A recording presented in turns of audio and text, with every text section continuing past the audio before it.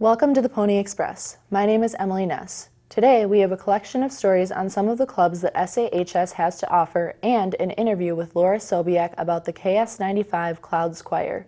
But first, we go to Ryan Ekstrand on some of the recent changes in the school cafeteria. This is the Stillwater Area High School lunchroom, and even though the lunchroom itself hasn't changed, what's being served here this year has changed tremendously. We've gone to all whole grain on our breading. It's not a real thick breading anymore. Our chicken products are great chicken products. They're either a Tyson chicken product or a Gold Kiss product.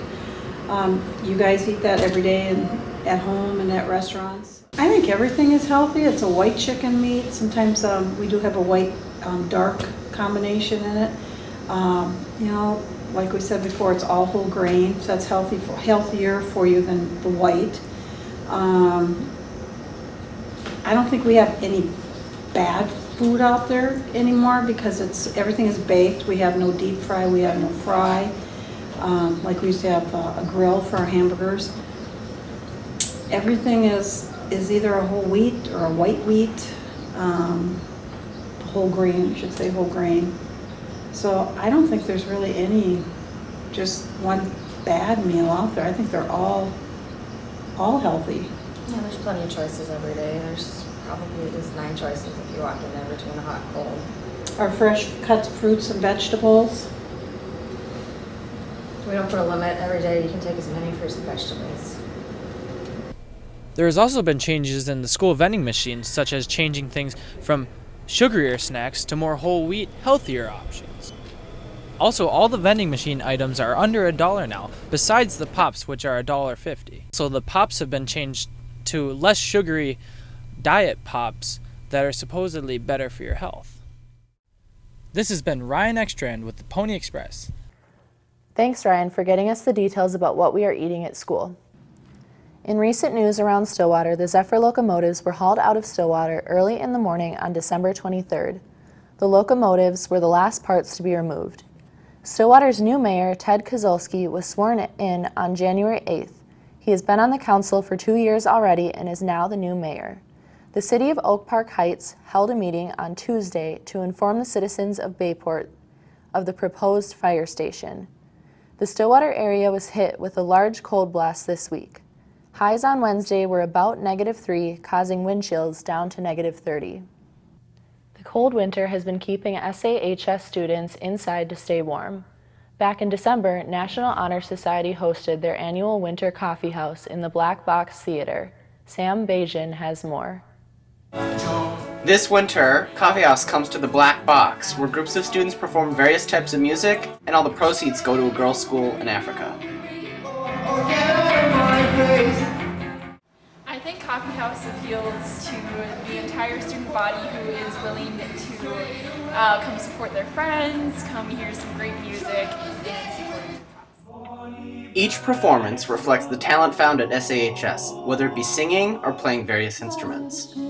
It's also a great opportunity for people to show off their talent while helping young girls in Africa receive an education at the same time.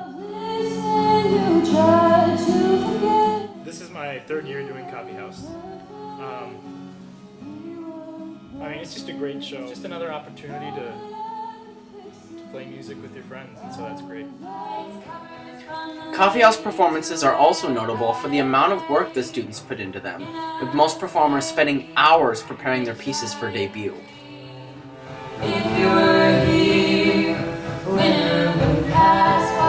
We've been at school pretty early, so we've been working on it pretty hard and our choreography and all that, so we've put a lot of effort into it. Coffee House is a place where high-class performances meet charitable work, and it is sure to remain a place where music lovers and do-gooders can enjoy some good music for time to come. This is Sam Bajan reporting for the Pony Express.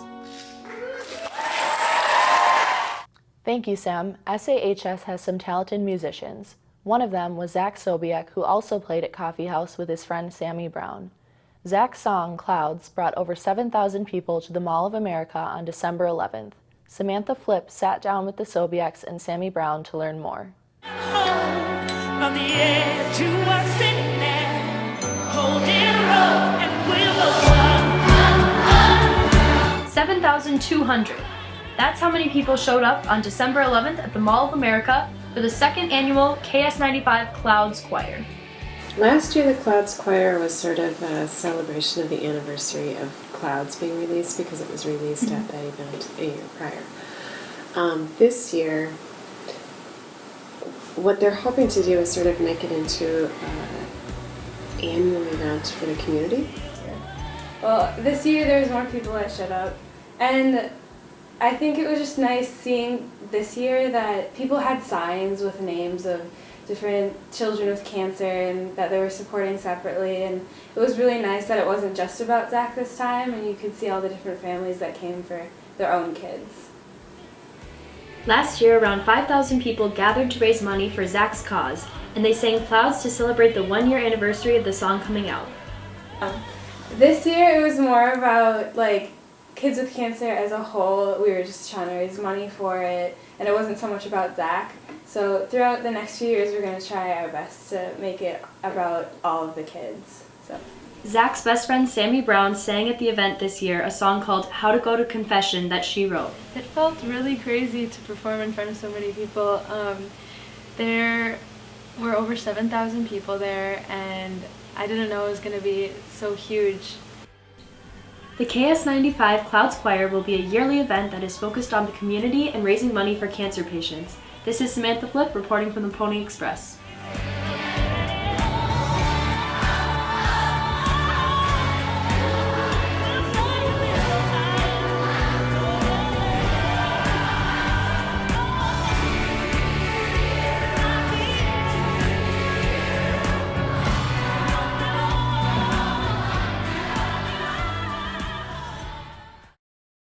Thank you, Samantha. That was a very neat experience, and I am glad to hear that they plan on making it a tradition. In SAHS news, students will be taking finals from January 13th to January 15th. Semester 2 will start on January 20th. The robotics team started their season with a new game named Recycle Rush, which involves stacking storage totes and recycle cans. In the Fine Arts Department, theater is currently doing rehearsals for their upcoming play, Grease, and Battle of the Bands is doing auditions on January 9th. And finally, the Cabaconian Yearbook is currently on sale for $85.80. Now we go back to Samantha Flip to learn more about the Jazz Lab Ensemble and the opportunities it gives students. Jazz 2, also known as Jazz Lab, is an exciting opportunity for music students at SAHS. It's directed by Dennis Lindsay. And it's been one of two names, Jazz 2, or this year it's actually called Jazz Lab. What it is, it's basically a second band, or the first band. It's a place where sophomores primarily and juniors that are interested in playing that aren't in the top band play.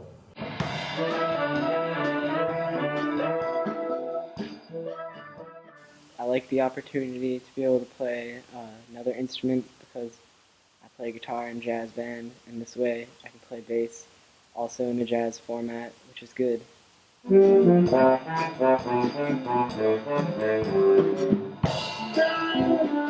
Oh, jazz bands after school have been flying here for years. I mean, there's always been jazz bands swinging and chamber orchestras playing. That's just sort of how it works. And we moved it actually not long after I got here, just because the schedule allowed it. And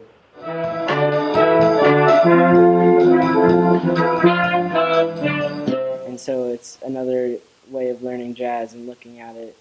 And so I'm learning in Jazz Lab, and it's good learning and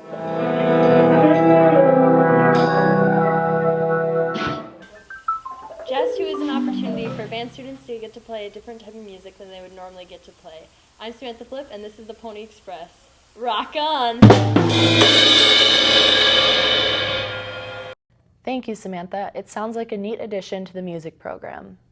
The speech team has been doing strong at Stillwater for many years now, and Katie Hutton went to find out why.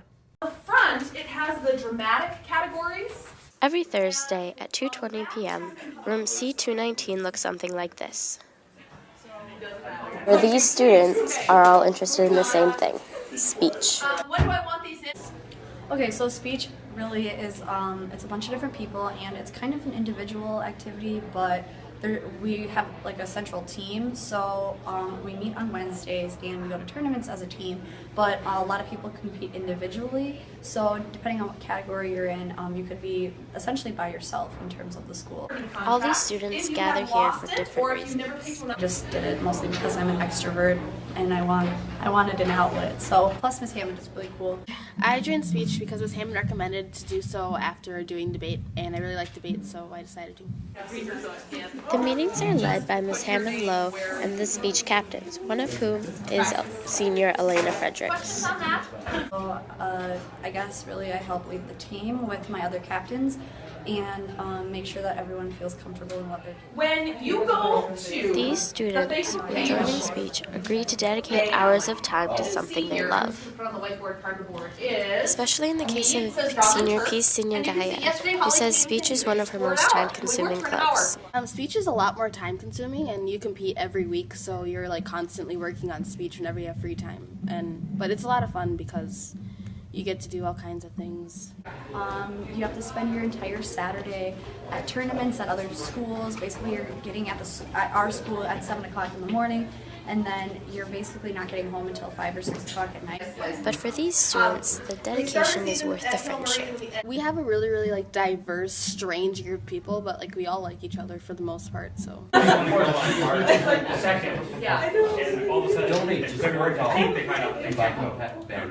Right. The only way you have to pay a drop fee, that's a really good point. The only way you have to pay a drop fee is if you don't tell me well enough in advance. So like Joe mentioned, let's say in February you find out you can't do something in March. These students, who start competitions in January, are glad speech restarted in 2011. Thanks, Katie. They will continue to grow and do well. Some clubs at SAHS have been around for a while, but students have the opportunity to make new clubs. The Naturalist Club was created this year by a sophomore, and once again, Samantha Flip went to learn more about it. The new Naturalist Club was started this year by Andrew Weigel. I was on the ski team. Well, I started the club because I wanted to meet some new friends and work with my existing ones and have fun just doing stuff outside. The students meet every Thursday to discuss plans for activities they will do throughout the year. Basically what we do is we just plan on what we're going to do outside, like skiing and camping and fishing and hiking and other activities like that. Saturday.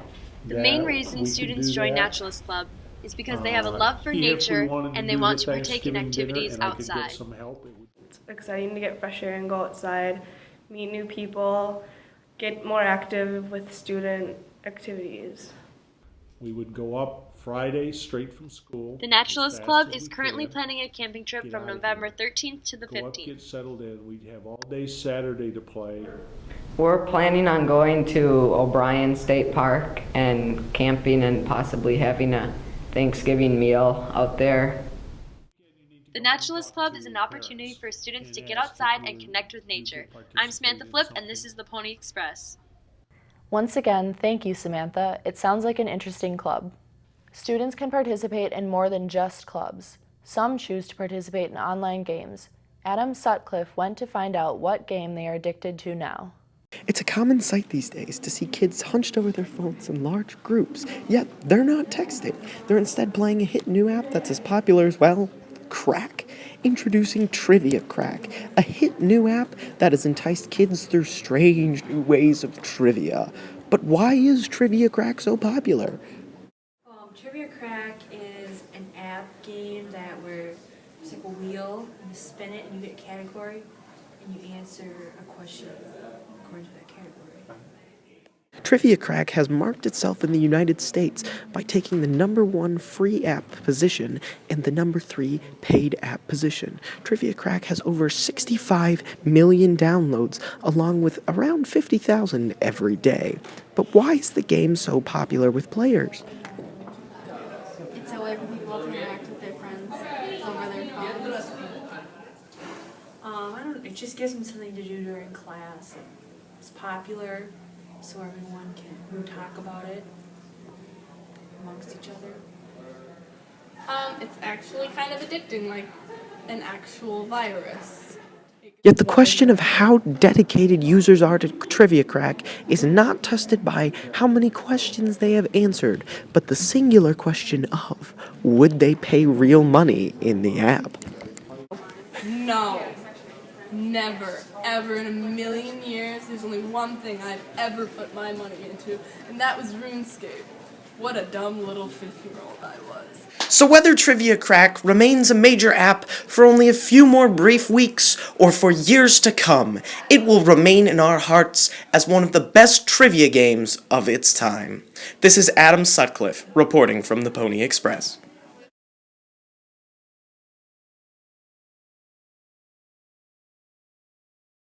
Thanks, Adam. That game sounds like a fun way to compete with friends.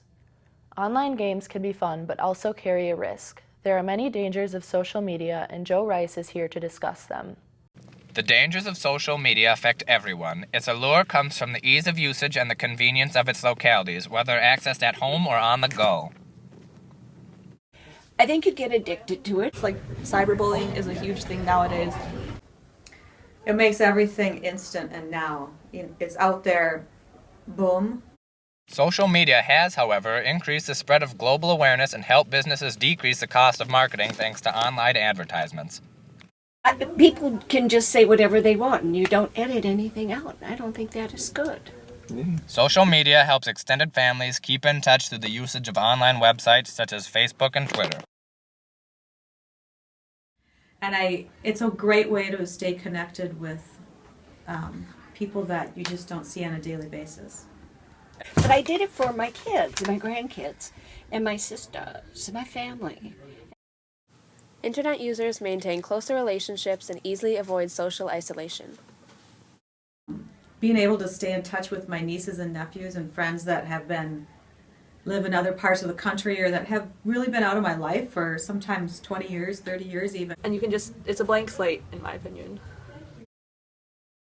Here's something that's trending: how often people are using social media these days. I use it every day. Every day? Every single day. Do the drawbacks of social media outweigh the benefits? You decide. Thank you, Joe, for keeping us informed on how to stay safe online. Don't forget, you can keep up with us on Facebook at Stillwater Pony Express and on Twitter at Stillwater PE. Earlier this year, students at Stillwater Junior High participated in an annual event to raise money for H2O for Life. Sabrina Storms has more.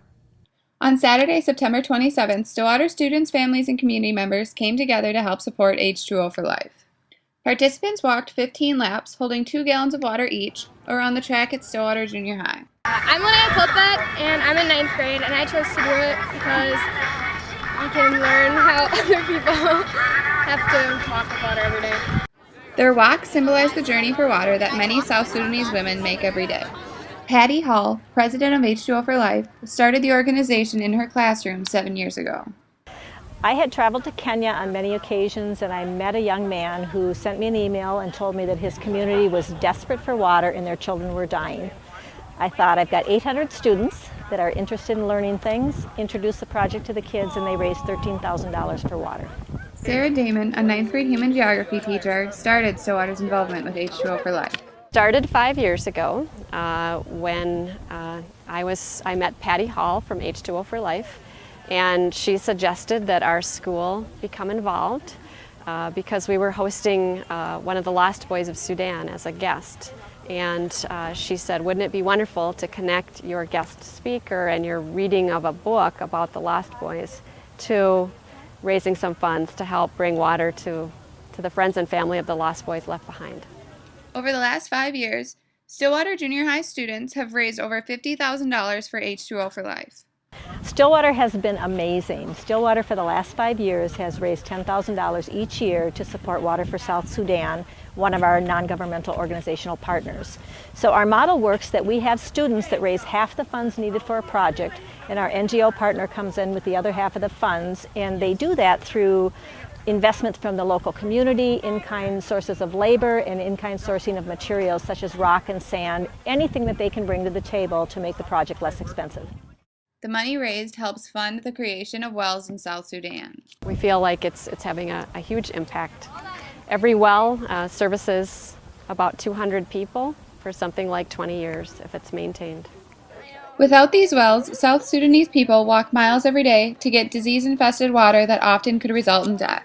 Clean water is essential for life, and it's also essential for economic development. So if a village has no water, it's not possible for a school to be there, for a clinic to be there.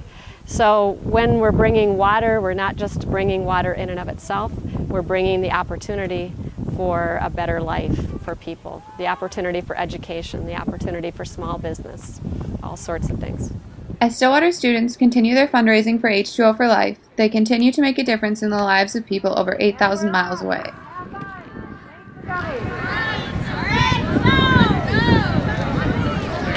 This is Sabrina Storms with the Pony Express. Thank you, Sabrina. That is a neat way to raise money for H2O for Life. We now go to Ryan Ekstrand for a story on a teacher working to help sophomores do well in school. This year, for the first time, Mr. Angler and Miss Tiernan are working together to help sophomore students to be better prepared for English in their junior and senior years to come. This year was working with a new program, a pilot program, in the school for 10th grade students who need perhaps just a little extra help, smaller class sizes, to work through those academic classes with a team of teachers who were all talking together. We talked to their parents. We have really good communication also with the students. And they are with us second, third, and fourth hour, and we have created a time frame with case. The most important thing is always taking a student where they are. It would be nice if everybody read at grade level, if everybody could write like a freshman in college. And the reality is, in public education, that is not the case. Ms. Tiernan then explains why this class is so important. You're our future. You are the ones who are going to be taking care of us as we age in this society. You are the ones who are going to make decisions about our lives. You are the ones who are going to run these businesses and be the artist and be the mechanics who keep our cars going. And there isn't a career that is not valuable that we need, but it's also that we are providing you that, when we talk about 21st century skills, that's what it's got to be, because that's the work world you're going into. This has been Ryan Ekstrand with the Pony Express. Thank you. Thanks, Ryan. She will continue doing a great job helping her students. In sports news, senior Bailey Heswithborough has committed to the University of Iowa for cross country. The Stillwater Nordic ski team is the largest in the U.S. this year.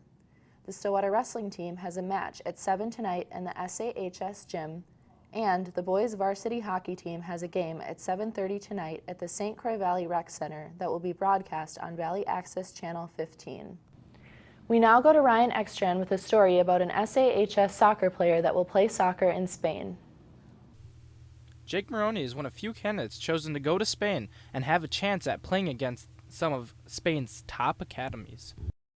I lived in Brazil to play for probably 3 different summers, and I played for a team there, and that club broke off. I played for a different team, and now they selected a roster of 18 kids out of the club, out of 40, and they saved me a spot and invited me to go. So when I go there, we'll be playing against professional academies, and if all goes well, I could get picked, I could stay and go to school there, or other players on my team could get picked. It's just a great opportunity. Yeah, the team I played for in Brazil was in the Paulista Liga, which was the highest youth league in the Sao Paulo area, which is southern Brazil, and played against all the top academies in southern Brazil. Jake also feels confident that he'll be able to function properly in Spain because he's currently enrolled in Spanish 4 and has experience in Spanish-speaking countries. I mean, I'm doing pretty well in it. I can understand it. And then Brazil speaks Portuguese, and that's helped a lot with my Spanish. So I'm pretty fluent in Portuguese at this point. Especially you know, I know there's some players on my team that also take Spanish, and they speak Portuguese, and there's just going to be a lot of dialects, and I'm sure everything's going to pan itself out. This has been Ryan Ekstrand with the Pony Express. Thank you. Thank you, Ryan. He seems really passionate for soccer. Our last story today comes from Sabrina Storms riding around Stillwater on a caroling tour. Beersicle Adventures was started by Pat Wolf and her sister in affiliation with the Joseph Brewing Company. This winter, they have started caroling tours, riding around downtown Stillwater, spreading holiday spirit.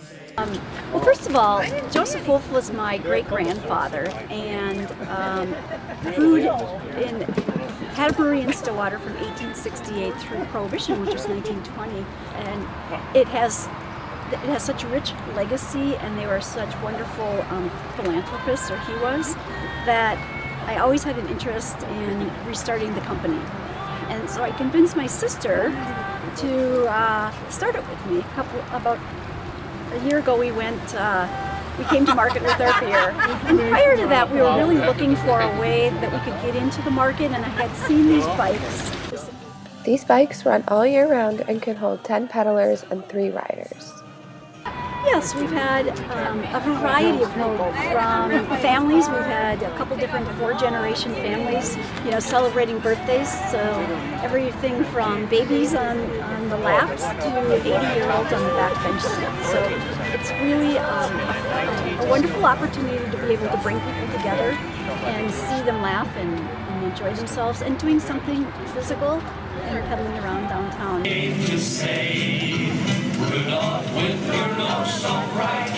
This is Sabrina Storms with the Pony Express. Thank you, Sabrina. That would be very cold in these temperatures. That is it from the Pony Express for today.